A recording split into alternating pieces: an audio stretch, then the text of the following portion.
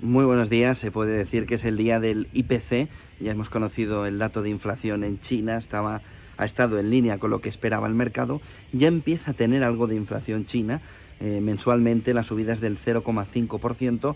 La salida de los confinamientos está empezando a darle un poquito de movimiento, un poquito de ritmo a la economía china en el lado inflacionario. Se queda la inflación en el 2,7%. Se esperaba incluso que pudiera ir al 2,9% desde el 2,5% que venía en dato interanual. Se queda en el 2,7%, lo hace, como decíamos, con una subida intermensual del 0,5%, empieza a verse movimiento y eso debería hacer que el petróleo empiece también a coger fuerza. Sin embargo, está haciendo todo lo contrario, vuelve a perder la cota de los $90. Vamos a ver cómo durante el día va cogiendo fuerza el petróleo después del dato de inflación también en China y a la espera del americano, que será a las 2:30 del estadounidense. Tenemos el dato también de inflación en Alemania, que está en línea con lo que marcaba el mercado. Más o menos se ve que se ha alcanzado una pequeña cota y no parece que a partir de ahí la inflación vaya a subir mucho, y lo normal es que empiece poco a poco a recoger camino. Vamos a ver ese recoger camino a qué velocidad se hace, con la famosa expresión de subida de cohete, bajada de pluma. Pues vamos a ver si la bajada también es como una pequeña plumita que va poco a poco bajando, o si lo hace de una manera un poquito más contundente, al menos hasta llegar a las tasas del 5,5%, del 6%, del 5%. Vamos a ver, inflación alemana, inflación China, dos países puramente exportadores, ya tienen sus datos encima de la mesa. Piensen en una cosa, el dato intermensual de Alemania es del 0,7, el de China es del 0,5, es decir, los exportadores empiezan a agruparse, empiezan a coger cuerpecito ambos en el camino de la inflación un poquito más elevada. En Alemania ya estaba previsto, China va cogiendo cuerpo después de la salida de esos confinamientos. 2,5, se espera la inflación que haya alcanzado pico en Estados Unidos. Si no ha alcanzado pico, cojan el cinturón, abróchenselo, porque viene una jornada complicada. Si, como todo parece indicar, se ha alcanzado el pico, pues vamos a ver un movimiento más tranquilo en la jornada, aunque vienen los futuros en negativo en Estados Unidos y parte de Europa. Vamos a ver si esos futuros en negativo van cogiendo cuerpo durante la jornada. Bueno, tenemos varios temas importantes encima de la mesa. No parece que sea un agosto tranquilo, sobre todo viendo la tensión geopolítica. Foxconn, que es el principal fabricante para Apple, es decir, el principal proveedor de Apple en la zona, en Taiwán, le está diciendo, o está viendo cómo Taiwán le dice que no ejecute una entrada en una compañía de semiconductores chino por $800 millones, porque quiere estar en el lado estadounidense, en el lado occidental, y quiere marcarse muy bien al lado de la estrategia económica de Joe Biden. De tal manera que es un movimiento económico importante, porque significaría que Foxconn, que ahora mismo es una de las compañías que más emplea en la propia China, y sobre todo que tecnológicamente, por ese acuerdo con Apple, tiene un posicionamiento muy fuerte, decide no entrar en una compañía estratégica que era importante para China, que Foxconn entrará poniendo esos 800 millones. De tal manera que esa compañía de chips no va a tener la inversión de China, según está diciendo FT esta mañana, de fuentes cercanas al gobierno taiwanés, y a partir de ahí empieza toda la estrategia también de bloqueo de los tránsitos en el entorno de Taiwán. Miren, Taiwán es el centro de toda la pelea de semiconductores en el mundo ahora mismo. Es verdad que ASML, la holandesa, tiene un papel importante, pero Taiwán es uno de los ejes, de los nexos, de los puntos clave a lo largo del mundo para entender cómo va el desatasco, ¿no?, de toda la cadena de suministros. Por lo que un movimiento de Foxconn como el que ha hecho hoy significa que va a elevar un poquito la tensión económica dentro de un entorno geopolítico muy, muy, muy complicado. El otro punto importante del día viene de Estados Unidos. Se está preparando Elon Musk para lo que se supone que va a ser la batalla legal más importante de las últimas décadas.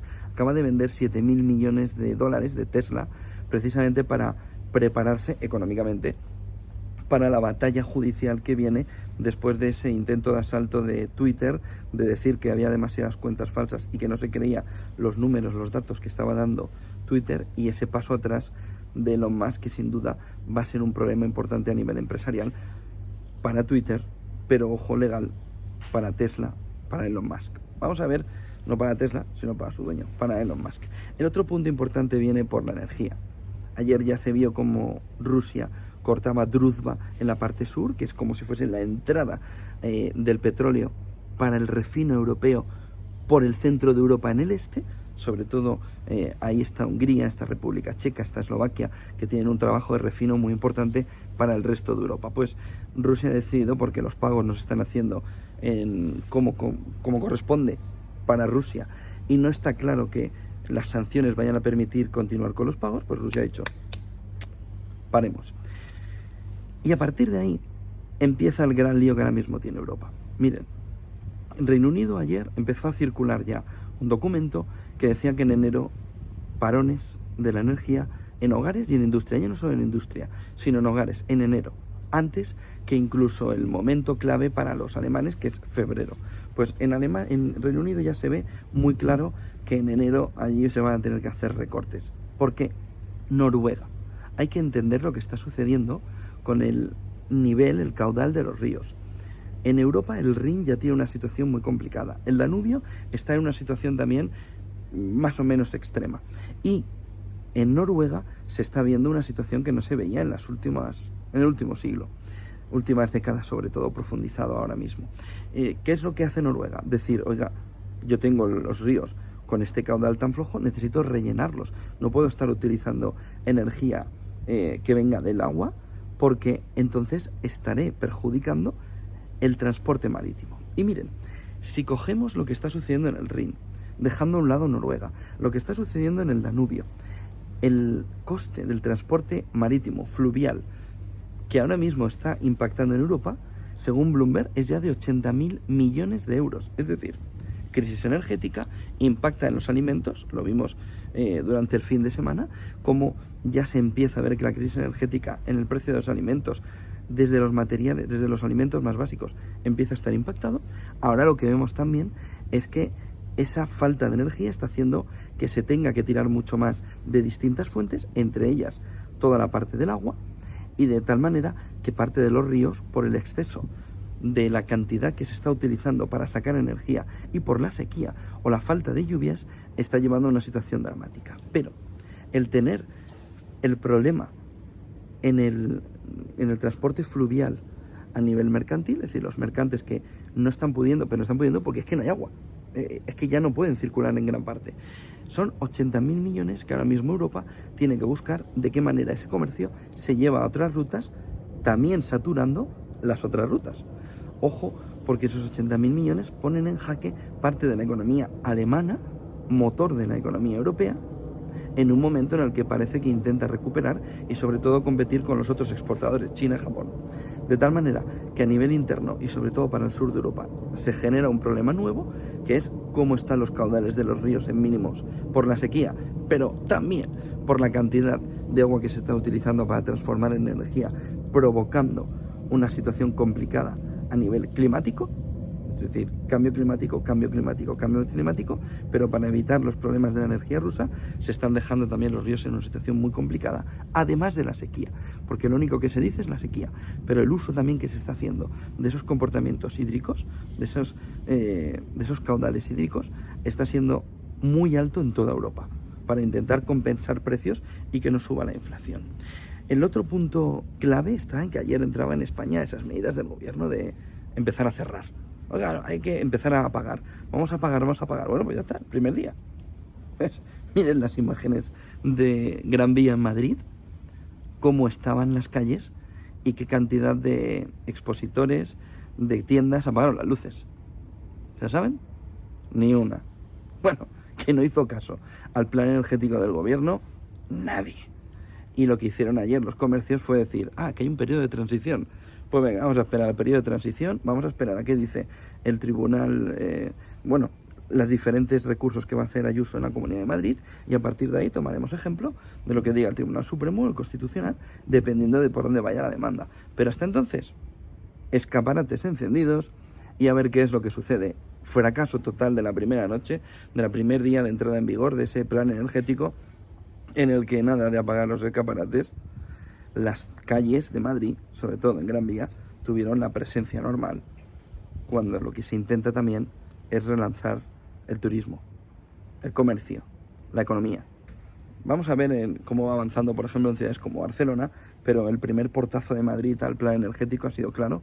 Los comerciantes se han puesto al lado de la presidenta de la Comunidad de Madrid y han dicho, nos vamos a parapetar igual que nos parapetamos, igual que se parapetó la hostelería en la presidenta a la espera de ver cómo van los recursos y las quejas del gobierno. Pero primer día del plan energético, cao.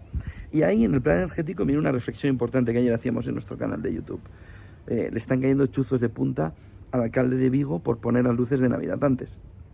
Y el alcalde de Vigo dice, si es que yo enciendo Balaídos un día para jugar el Celta y gasto más luz que un mes de las luces. Que sí, como componente de imagen, fíjate, los españoles que encienden las luces ya de Navidad en agosto, ¿cómo puede ser que gasten tanto? Pero qué locura. Bueno, y alguien puede decirle a la Liga de Fútbol Profesional, ¿por qué los partidos no van a empezar la semana que viene todos en horario diurno y así toda la temporada? Y eso significaría un ahorro muy importante de electricidad. Tienen el ejemplo. Un campo de 30.000 espectadores gasta en energía como un mes de luces de Navidad. ¿Qué es más importante? ¿Centrarnos en el detallito, en la crítica a la medida que busca potenciar el comercio? ¿O mirar un poco más allá y ver el derroche que se está haciendo continuo en un momento en el que perfectamente se puede jugar a la luz del día, incluso por la mañana? No, que hay un componente importante con Asia en ingresos de transmisiones, sobre todo para países en Asia y en otras partes, en Estados Unidos. Es decir, que en ese caso sí se pone la economía por delante del ahorro energético. Pero en el caso del alcalde de Vigo, que lo único que quiere es potenciar el turismo, tener esa idea de, oye, y somos la primera ciudad que pone en marcha luces de Navidad, en ese caso vamos a tirarle de todo encima para ver si las quita. Bueno, es una última reflexión sobre lo que se está viviendo con esta locura del plan energético, en el que se mira tanto la paja en el ojo ajeno, pero se gira la cabeza a la hora de mirar la estaca en el propio. Y no se toman medidas claramente. Lo dijo y además dejó en ridículo a gran parte de quienes están criticando al alcalde de Vigo, diciendo, venga, vamos a jugar todos de día, mira la luz que tenemos en España. Además, en horario en lo que se pueda jugar, no hace falta jugar a las 5 de la tarde en verano. Y sin embargo, esas medidas no se toman, pero el ahorro energético de las luces de Navidad en Vigo parecen ser debate nacional. Mercados en negativo, muy poquito, porque la clave fundamental está a las 2:30. Se lo daremos en directo, en tiempo real, ese dato de la inflación en Estados Unidos, que es clave para entender si Estados Unidos ha llegado al pico y ahí lo está girando. Y si lo está girando, fantástico, está descontado. Si no lo está girando, cinturón, crúcenlo, abróchenselo, que viene una tarde movidita. Y vamos a ver, pero ahora mismo lo que se espera es un dato de inflación positivo, de haber alcanzado el pico y empezar a disminuirlo. Buen día, descansen hasta las 2:30, que ahí empieza el buen negocio.